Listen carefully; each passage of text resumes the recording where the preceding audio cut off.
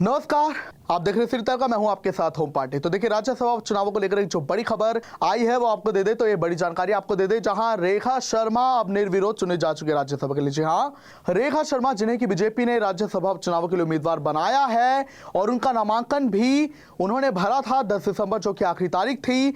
वहीं आपको बता दें कि 13 दिसंबर, जो की नामांकन वापसी की आखिरी तारीख थी, यानी उनके सामने, क्योंकि किसी भी विपक्ष ने, ना वो कांग्रेस या फिर कोई और पार्टी, हालांकि मुख्य विपक्षी दल कांग्रेस ही है 37 विधायकों के साथ, तो कांग्रेस ने किसी को भी रेखा शर्मा के विरोध में नहीं उतारा। लिहाजा रेखा शर्मा अब निर्विरोध चुनी जा चुके राज्यसभा के लिए। उनका कार्यकाल 2028 तक होगा।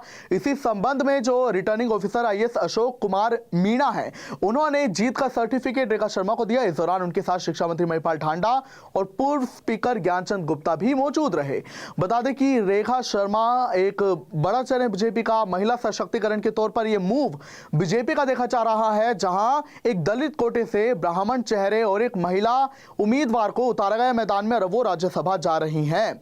बता दें कि ये जो सीट थी, कृष्णा पवार, जो कि फिलहाल हरियाणा की सरकार में मंत्री हैं, उन्होंने ये सीट छोड़ दी थी, जिसके बाद इस पर उपचुनाव अभी हालांकि होना है 20 दिसंबर को। जी हां, उपचुनाव तो होना है 20 दिसंबर को, उस दिन वोटिंग होगी, लेकिन उसके पहले वो निर्विरोध चुनी जा चुकी हैं। वहीं आपको ये जानकारी दे दें कि इस सीट पर दर्जन भर से ज्यादा दावेदार बताए जा रहे थे जो लॉबिंग करने में लगे थे। फिर चाहे वो सुनीता दुग्गल हो, कुलदीप बिश्नोई खुद हो, मोहनलाल बडोली का भी नाम आया था कि शायद मोहनलाल बडोली भी राज्यसभा जा सकते हैं। इसके अलावा पूर्व मंत्री बनवारी लाल का भी नाम था और भी संजय भाटिया, बंतो कटारिया का भी नाम इसमें शामिल आया था कि शायद उन पर भी दाव खेल सकते बीजेपी। लेकिन बीजेपी ने एंड मोमेंट पर 9 दिसंबर को सबको चौंकाते हुए नामांकन के आखिरी दिन के पहले एक दिन तब ये नाम अनाउंस कर दिया, जिससे हर कोई चौंक गया, क्योंकि ये नाम किसी भी लिस्ट में नहीं था।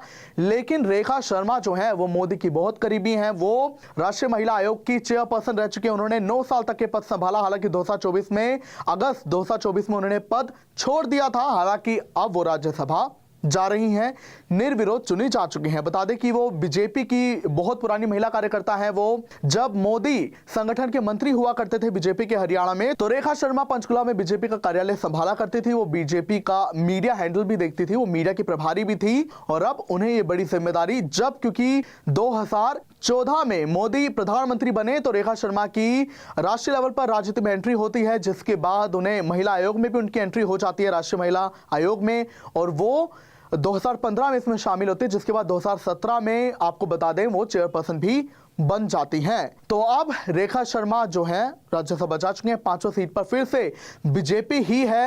एक सीट निर्दलीय जो कार्तिकेय शर्मा है वो भी बीजेपी के समर्थित हैं। तो ऐसे में हरियाणा की 5 की 5 राज्यसभा सीट पर बीजेपी का ही वर्चस्व है। तो अब देखना होगा नए समीकरण क्या बनते हैं। राज्यसभा चुनाव अब निपटने जा रहे हैं, तो अब निकाय चुनावों को लेकर आगामी अपडेट क्या होता है वो भी देखेंगे। फिलहाल इसके बाद अब क्या कुछ नए अपडेट बनते हैं, अब ये देखना होगा। जो भी होगा आपको पता चल जाएगा। मैं चाहता चाहूंगा। नमस्कार, देखते रहिए सिटी तहलका। अब किसी भी प्रकार के दर्द से क्यों होना परेशान, जब ऑर्थो चार्ज कैप्सूल हो आपके पास। सभी प्रकार के दर्द में आयुर्वेदिक पद्धति पर आधारित रामबाण इलाज। कबीर औषधालय का ऑर्थो चार्ज ऑयल, कैप्सूल और सिरप आपको देता है तुरंत आराम। अनेक प्रकार के दर्द जैसे sciatica, spondylitis, rheumatic pain, arthritis, lumbar pain, सभी दर्द को दूर करने का रामबाण इलाज। 100% आयुर्वेदिक जड़ी बूटियों से बनाया गया ऑर्थो चार्ज कैप्सूल और ऑयल एक बार प्रयोग में अवश्य लाएं। अधिक जानकारी के लिए संपर्क करें। एड्रेस: कबीर औषधालय, सेक्टर 14, सोनीपत, दिल्ली, NCR।